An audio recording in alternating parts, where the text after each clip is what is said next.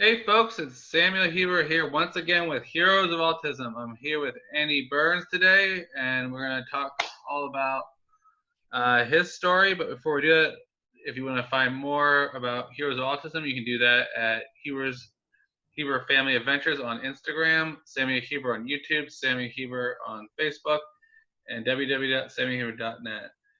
All right, Andy, tell the folks a bit about yourself.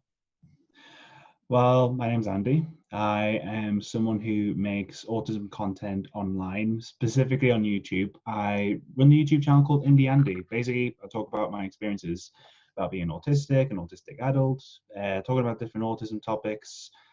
And pretty much, I was diagnosed as a kid between the ages of 4 and 5. I can't remember how old I was because I was too young to remember that.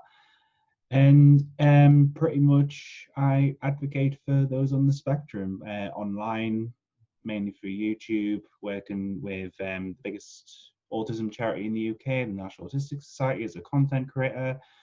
And I don't know, just doing my bit, I would guess, I would say. All right, thank you for the intro. And it's great to see another fellow YouTuber out there advocating for how awesome we are as people on the spectrum. Hmm. What got you started in wanting to become an advocate for people on the spectrum? Um, it mainly became a thing because I started talking about my autism on my YouTube channel. It wasn't something I initially planned to talk about. It was just something that I don't know. I just started to feel comfortable with myself just opening up on camera because it wasn't something I like. YouTube was something I never did prior filming or anything like that. But I don't know, I just became comfortable with the process and just started opening up about it. And the more that I opened up about it, the more that I just wanted to keep on going with it because I could see through talking to people how much the experiences that I was talking about were helping others. And in a way, by talking about the experiences that I have had in my life, it kind of helped me resolve issues with past experiences in a way. So effectively, I do the advocacy thing mainly to help other people through my experiences, but it also helps me in a weird sort of way as well. So I I don't know. I think it's just all about helping people, and if that's what my content can do for people, then that's a great thing. That's great. So there's a lot of experiences probably to go over in your life, but can you give us like I don't know two to three examples that you think have really helped people, like that people have responded to the most through your channel? Yeah, certainly. I mean, relationships is a big one because well, I was supposed to be married at this point, but because of the thing, it didn't go ahead.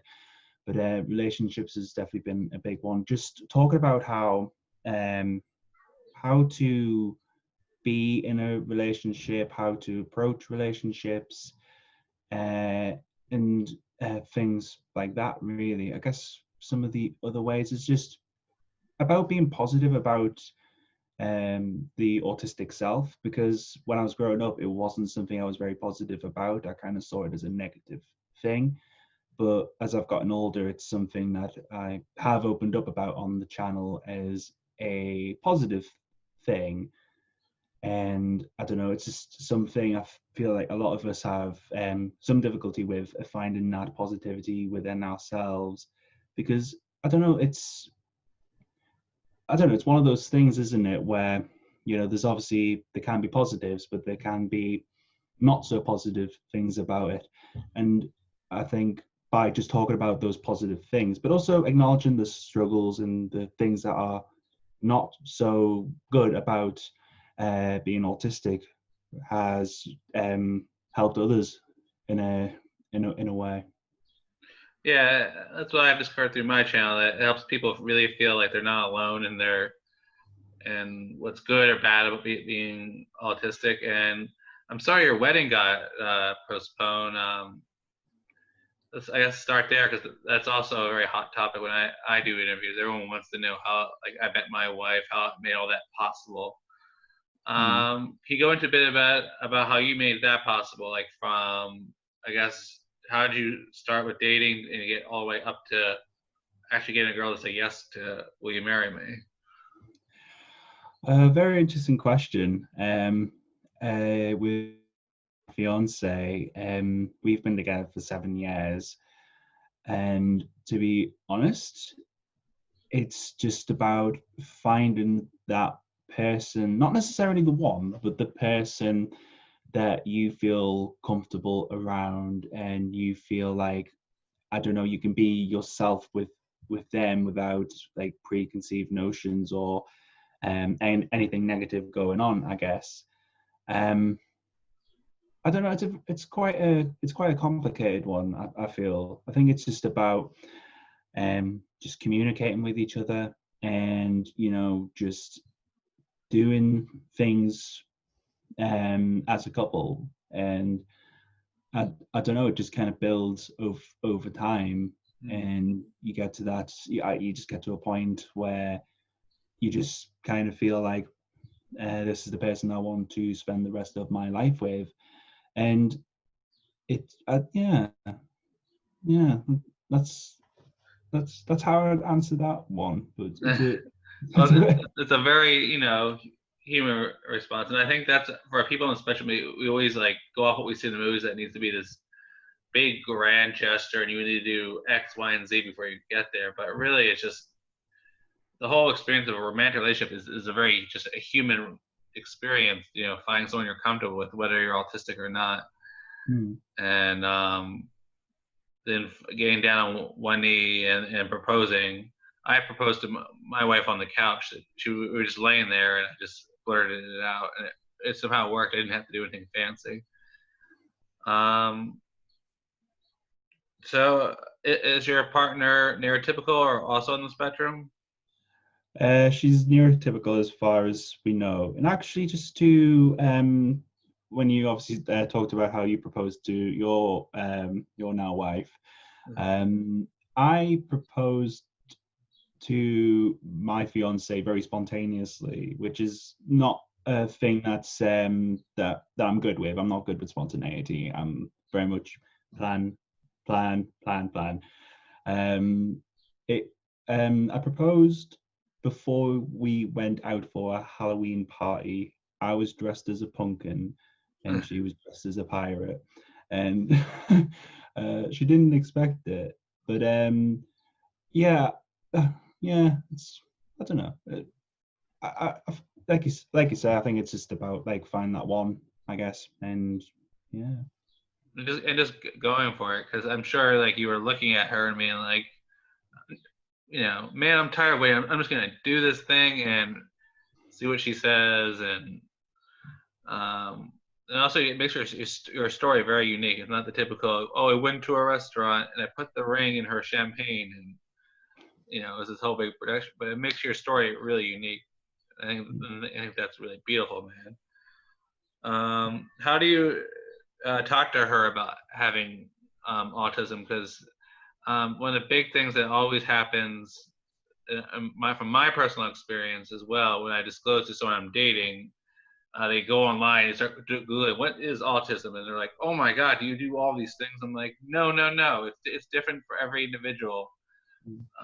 But it's really hard for them to wrap their heads around. How were you able to help your fiance wrap her head around what you have going on? I think it's just about making it as simple as possible, and instead of I don't know, leading them to Google. Google's an amazing thing. I think we can all agree, but sometimes Google's not helpful. I think when it comes to talking to someone on the spectrum, and for me just talking to my fiance, I think it's just about talking about you as an individual. So for me, my fiance knows that I'm not very good at well, just talking in general when it comes to organizing things, and Well, it's mainly organizing things and keeping on top of things, like the multitasking. I just can't do very efficiently. So when it comes to bills and stuff, my fiance handles that, and she does a magnificent job, I must say. But I think it is just talking about you as a person, just talking about the things that you may find difficult, or things that you might be able to help your other half with that they might struggle with. For example, I did cleaning, and my fiance, as good as she is and as amazing as she is, she's not the best person at cleaning. So it's kind of just, again, I think it is just about having that conversation and just making it about you rather than thinking, well, looking up stereotypes and trying to think, oh, they mismatching information from Google to I don't know, to get an idea of what this person is that is in front of you, if that makes sense. I don't know if I'm making sense on that. No, you're making perfect sense, man, because I've had these conversations with my wife many times. And then for our fellow Aspies out there, what we're talking about is learning to play to our strengths. Like, obviously, your fiance is good with managing money, but you're good with cleaning. So it's finding that balance. So if you handle the money, honey, I'll clean. It's like that trade-off. And me and my wife have similar dynamic of really that's how she got to around to accepting my autism. Well, she accepted it right off the bat because she's from New York City, and she's kind of like, there's weird people there than you. So she accepted me right away. But then as she started to really learn and understand how autism affects me, she learned the best thing I can do for Sam is play to his strengths rather than force him into a role that just isn't for him. And it sounds like that's what you and your fiance try to do is like play to each other's strengths. Pretty much, yeah. It is just about that, really. Playing the strengths. Yeah, I would definitely say so. Mm-hmm. Well, I'm great that you found someone, and I look forward to seeing the wedding photos when this whole thing's over on Instagram. So you talked about the other big experiences that you've seen to found that people resonate with on YouTube. Besides romantic relationships, what's another big one that seems to be like, Andy, we gotta talk about this more? I guess I guess it would be how one thinks of oneself, especially recently, because I've been posting videos about being positive about one's autism online quite a lot recently, and I don't know, I've I do get comments sometimes, especially on the videos recently, where people are, I don't know, they're not they don't view their autism as a positive thing, or you get the complete opposite where they are positive about their autism and things. And it's it I'm not here on YouTube really to say to people this is the mindset that you have to have, because that's obviously not something that anyone should do. It's just about, I don't know, giving someone a different point of view to maybe help themselves, or maybe someone that they know. But I think that kind of mentality is something that people do find interesting about the channel. Yeah, I really dig what you're saying, man. And I think that's the thing is like we're not neither of us are here to say this is how you have to think about your autism, but it's to create a positive space to talk about how you're feeling. Because as autistic people, we often struggle to put our thoughts together and express ourselves, and to have a place to go to voice ourselves as ourselves. I think it's just so vital, and I really appreciate you creating such a space in the UK. And I've interviewed a number of autistic people from the UK, and you guys seem to really, from the few people I've interviewed, like really have a good handle on a positive take on autism. And I think it really comes down to looking at your experiences and count how much you count on the good ones versus the bad. Mm. in my experience, it's often the issue is though that we fixate on the bad ones because it hurts so much. Um, and how have you been able to like look at your good experiences and let them weigh heavier than say a bullying situation or a situation where your autism really hurt you? I'd definitely say it hasn't been easy, not by any stretch of the imagination. Um, I guess it is just that thing of time and experience. I mean, at school, I was bullied quite a lot by my peers who just didn't understand me, and it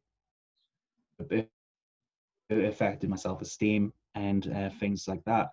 But I think what helped me personally is not to focus on the things that were negative rather focus on the things that I'm actually good at, like what do I bring as a person, and then that kind of leads me on to um, thinking that I say funny things sometimes. I say funny things that don't make sense to many people, but it makes people laugh. Or I don't know, I have a way of looking at the world is like balance. I don't know. I feel like there's like a balance or like a side to every story. And when it comes to, I don't know, having conversations with people that might be quite hot-headed, so they're like, oh, no, no.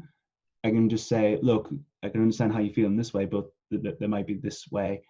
And I don't know. It's just, I think it's just about trying to find those things about yourself which can just help you going forward. And yes, I think we can focus on the negative things. I think everyone can and does, regardless of whether they're autistic or not. But I think it is about learning from those experiences and saying, right, okay, this was a bad experience. How can I utilize that or, do something good from that? What actions can I take to help the next person that I meet, for example? I think it is just about trying to find the positives in the negatives, even though it's difficult sometimes. It's, I don't know, just kind of a mentality I've managed to just build up over the years, I would say. Yeah, I totally hear what you're saying, and I think the most important thing I see that you're doing is using your a gift as an autistic person to attention the detail. You're looking at even a bad situation, and you can even make a list of okay, what good things happen in that situation. What can I take on to help the next person or help myself next time a situation like that occurs? Mm, And that is, it's really hard for people like you and me to self-reflect on what that other person did versus what I did to make that situation happen. No, just for my Aspies out there, know that it's that's part of being human. It's not an Aspie thing. That struggle of knowing your role versus someone else's role, what's good, what's bad. And like you said, just taking away what you can learn from it is at the end of the day, whether the situation was good or bad, all we can do. mm. And moving forward, um, and I think the reason I created this channel was to talk about positive autistic experiences. Like for you, what is a positive autistic experience? Um, hmm. It's a good question. That's a good question. That's a really good question. Um, I don't know. What would you say is a positive experience? Just to help me out, because I'm kind of like, All right, and I'll be more specific, which helps. For me, a good situation is I remembered to put everything what I call in my sensory bag, which things that help me function at work. This would be sensory toys, essential oils, clicky pens. I like to click my pen in like sequences that help me. Headphones. That the fact that I remember to pack it all by myself, and during the day I use the tools to help me, and I remember to self-regulate rather than melt down and explode. hmm, To me, that's a good autism experience. The ability to take care of oneself. Because growing up, I'm sure people told your parents and even to you, like, "Oh, Andy will never be able to take care of himself," or "He won't do this, he won't do that." He won't have a meaningful adult relationship. Stuff I heard therapists telling my parents. Because when I was young, I could only speak 1 to 2 syllable words, but now look, I'm very articulate. But the key is setting myself up for success. Um, to me, that's a successful autistic experience, a successful human experience, setting yourself up to succeed, rather than leaving up to chance that you may have a meltdown, and then being okay that even if you do, because you have stuff in your tool bag to help regulate yourself. Yeah, no, I get that. That's actually really great that you shared that with me. It was really nice to hear. So coming off that, I think for me, it is just about really just planning my life, really. I'm someone that when it comes to YouTube or just things in general, I'm quite good at coming up with a plan for myself. When it comes to other people, I do need help from others, but I think for me, the idea of just planning something, setting myself goals which are achievable, um, is something about me which I think which has been well, it's been mentioned to me actually. Like some people have said, "Oh, it's really interesting how you can actually plan things." And it's just I don't know. It's just the main thing. I just like to plan because I don't I don't know. It's I think it's just one of those things. If you don't have a plan, then you don't know where you're going really. So. Hmm. Exactly. It sounds like you plan, you use your power. I've noticed in one video you said like autism, like superpowers or powers or something. Mm, Like our ability to attention to detail, like using your autistic traits to have a successful day rather than hinder you. I think it's really powerful that you say that, and planning out your day like is great. And know that you can't predict in your plan how other people are going to react, but having stuff like for me in my bag, I know if people don't react the way I expect, that I can still be present and regulate myself, um, is just so important. And then I think the other huge point in America, the way that autistic people are taught is social norms. mm, Something I want to talk to you about. Um, Social norms being this is how a man should act, a woman should act, or a friend should act. And then when people like violate those unwritten rules, like for me that caused a lot of social anxiety, and I'm obsessing on that detail. Like he didn't follow the rule. He didn't follow the rule, and it makes it very hard for me to interact with that person because I think they're being naughty. When it really is like you know. I've come to discover that these social norms are guidelines and just a foundation, but for a lot of people on the spectrum, that when that's being violated, like they feel like they can't interact with someone, or they mark that person being bad. When in fact it's like no, it's just people have a different interpretation of that rule. Have you found that for yourself? yeah, I would definitely say so. I mean, to me, when it comes to the social norms of things, I think I don't know, I fit the stereotype. Even though I don't like stereotypes, I'm just someone that doesn't really think about it. It's not on my like list of priorities when it comes to that sort of thing. Say if I wanted to go to a social gathering, Mm, it's not like the whole social norms of oh you've got to speak to that person, you've got to speak to that person, you've oh it's Joe Bloggs's birthday yesterday, so you got to say happy birthday to them. It's just not something I think about. The main thing I'm thinking about is okay, where's the where is there a place for me to sit down? Where's the exit for me to exit if I need to exit suddenly? mm, Where where are there people that I know?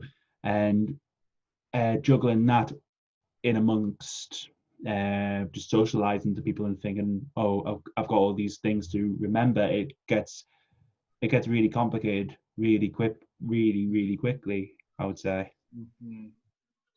Yeah, I know exactly what you're talking about. Those little like minutiae that like it's someone's birthday yesterday, you have to say that, or if they give you a gift, you have to write them a thank you card in a certain amount of time. When I'm like, I said thank you and they gave me the gift, isn't that enough? And then they're like, no, you also have to send. Why don't you send me a thank you card? Um, Little things like that. So I totally get that. Like you're more concerned about having a good time, and not that you don't care about that person's birthday, but it's like you're looking just to have simple interactions. Um, is there any way that you've learned to really like remember those little things that people forget? Like what I've done is I have business cards. So in the back of the business card, I'll write if I'm going to a social thing. It was Frank's birthday today, and every like few seconds I'll look down to make sure I uh, crossed everything off the list. It said the things I need to say to individuals that are probably expecting me to say something. Um, for me, if I'm going somewhere with my fiance, for example, I'll actually ask her, "Oh, is there anything that I need to know about before I go?" And she's pretty good with remembering people's birthdays and things that are coming up. I mean, Mm. she has to remind me sometimes of when it's my sister's birthday because I know it's in September, but I can never remember the date. Same with my parents' birthday. Like they're both in May, but I get the dates mixed up. But things like that are quite helpful, and also just generally asking people before going to events and things. Like I don't know. Yeah, I guess it's just about communicating with people, seeing what's going on. Because I don't know about you, but it's kind of hard keeping track of people's lives and keeping in contact with people. I think mainly in like maintaining like relationships and like other relationships that you have, it's kind of a difficult thing. So when it comes to socializing on those things, it can be tricky, I'd say. Yeah, for me, like I utilize my iPhone for social things like that to send me reminders. Like if I plan to meet my friend, let's just make up a name here, Frank, next week, and I know he wants to talk about these three things, I'll have my phone send me a reminder the day of, with and it has notes in it. Like these are three things are really important to him. Make sure you talk about like utilizing technology has really helped me. Like having it send me reminders to have conversations with people because I can't remember birthdays otherwise, and which leads me to my next question. And a lot of autistic people forget birthdays. Do you think that you not it's because you don't care, or is it because it's just your mind doesn't work that way to remember dates? Because I Um, certainly care about my parents' birthday, but I won't remember it unless my phone lights up around their birthday. I think it is just the fact that my brain just doesn't it just doesn't work that way. It's it works in other ways which are great. It's nice, but they don't work in the way that is typical. Like I can like remember um like places I've been with my parents and Mm-hmm. things I've done with friends, like nights out or special occasions. But yeah, just yeah, for me, it just it yeah yeah it's just the fact my brain doesn't work that way. But that's okay though, because Yeah. you know there's other things about me, things that other things that I remember which are just as important. Mm-hmm. And for you folks out there wondering why this is, it's because people like me and Andy are visual thinkers. The reason that Andy can remember all the special events is because he can visually picture them in his mind. And I'm the same way, where a date is not visual, it's squiggly lines that are either written down on a calendar or lit up on the phone. Like it's really hard for us to take something that's written down and memorize it. But if you can make a visual of it, it's much easier to remember. And we attach our emotions to things that we can visualize. So the day you proposed to your fiance, you remember very clearly because you had all that emotion attached to that image of her in her pirate outfit and you getting down on one knee and you're punking, being, "Will you marry me?" And then I think that's the key thing to remember is for Aspies out there that do want to remember important things is make your world more and more visual the more you can. My phone has bells and whistles and a picture that will help me remember something attached to the reminder. Um, and it's those things that help cue my mind to remember. Okay, my wedding anniversary is February 20th. My wife's birthday is August 12th. Things like that are really helpful. Let's see. Okay, we've talked about. All right, let's talk about how to react when you mess up socially. For example, there was at one party I went to, and the host asked me what I thought of the party. I said, "Oh my god, this is so boring." And you don't say that to someone who's hosting who's so nervous and trying to put on a good party for you. And my wife, who's my fiance at the time, was like, "You can't say that to the host." And then I pretty much hid in the bathroom the rest of the evening because I was so embarrassed. So my question for you, Andy, is when you screw up socially, how do you react and recompose yourself instead of like letting the whole night be ruined because you just messed up? Normally, I don't actually notice I've messed up until someone else points it out. Sometimes I'll say something that's not considered or right for that moment, and someone will say, "Andy, you shouldn't really have said that." And then I think, oh gosh, I shouldn't have said that. That I go into this whole thing of, "I'm sorry, I didn't realize that I shouldn't have said that." It's kind of that thing of not thinking before saying the thing really. Mm-hmm. I guess for me really I just apologize and just move on, because the way I see it is, and the way other people tend to see it, is that it's just not a lapse of judgment per se, but more, oh, he just hasn't thought before he's spoken, really, because I'm not offensive in any way, Not and people just tend to understand, I guess. right. I'm definitely guilty of that too. It's because we don't. I like to think of it as like a air filter in my mind that like the thought just passes through the filter without being separated from the things I should say versus I shouldn't. I think, and that's a huge thing, folks. When someone like me, Andy, say things that may seem offensive, it's just a thought in our head. We didn't realize we shouldn't say it out loud, or we should definitely rephrase it. We're not trying to be rude. It's just like we're unintentionally honest sometimes. How we Yeah. think. Everyone has those thoughts that, like I said, normally you would say to the host, "God, your party's really boring." Um,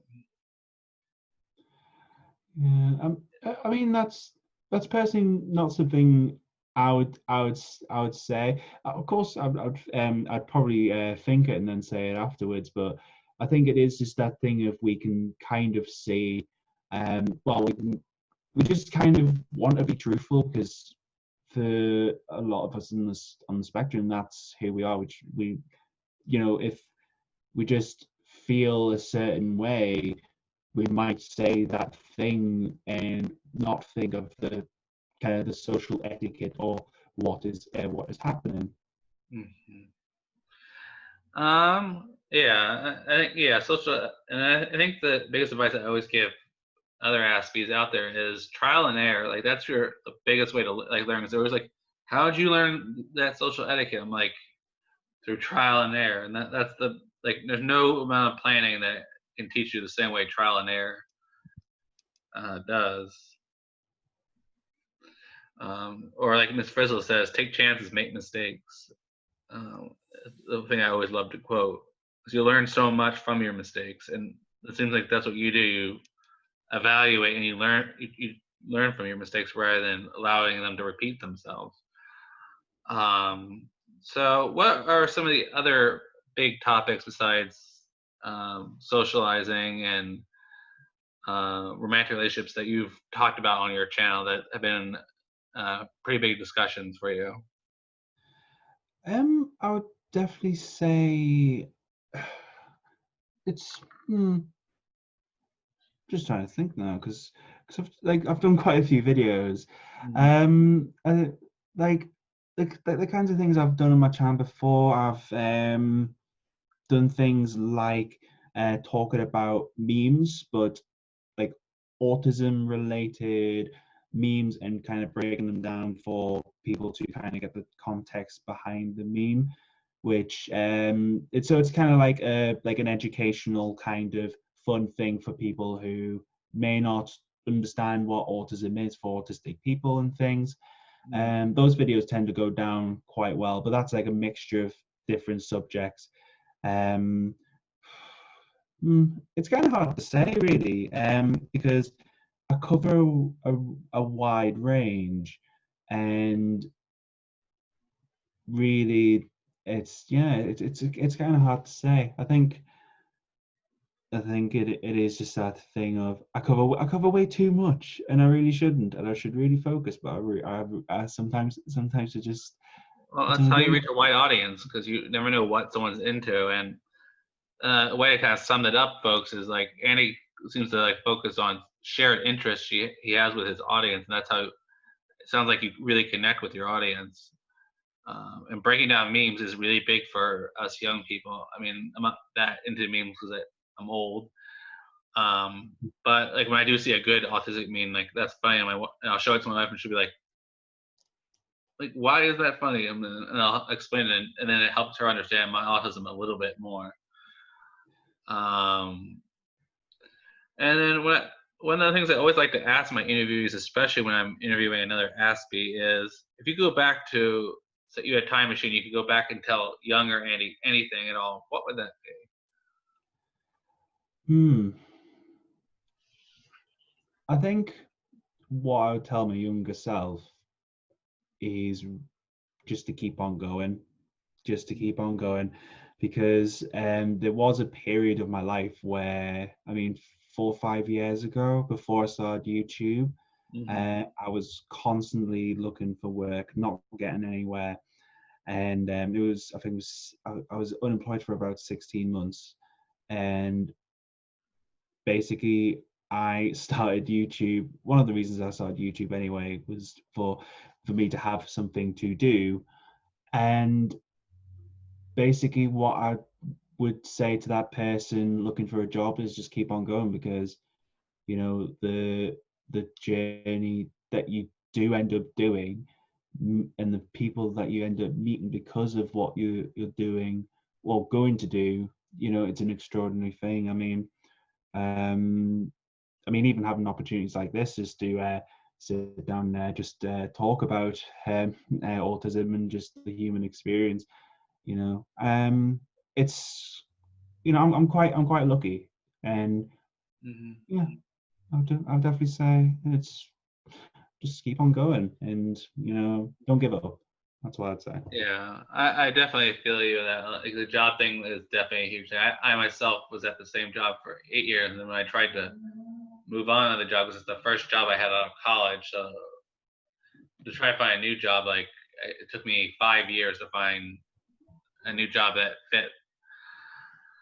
Um, yeah, and I think that's definitely a huge thing, and I really appreciate I've watched a few of your videos and just having another positive voice out there.